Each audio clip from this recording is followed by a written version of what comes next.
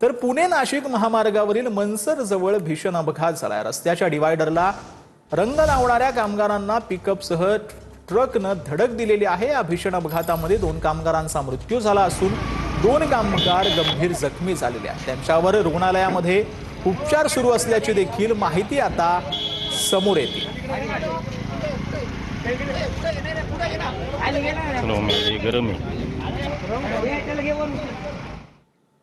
तर बुलढाण्यामध्ये किरकोळ वादामधून भावानं सख्या भावाचा खून केला। लहान भावानंच मोठ्या भावाच्या पोटात चाकू खुपसून हा खून केलेला आहे। बुलढाण्याच्या खामगाव सुटाळा गावातील ही घटना समोर आली। हत्या करणाऱ्या आरोपीला पोलिसांनी अटक केलेली आहे।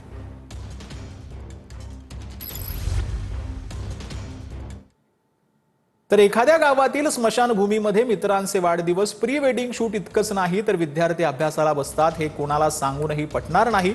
मात्र कोल्हापूरच्या पीराची वाडीच्या ग्रामस्थांनी स्मशानभूमीचा असा कायापालट केलाय।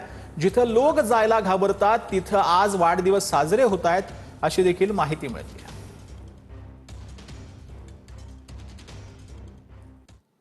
तर सुरुचुवाई पाचगणी महाबळेश्वर ते पोलादपूर महामार्गाचं काम संत गतीनं सुरू असल्याचा आरोप करण्यात आलाय। याच्या निषेधार्थ 8 मार्चला महाबळेश्वर शहर कडकडीत बंद ठेवण्याचा निर्णय घेण्यात आला।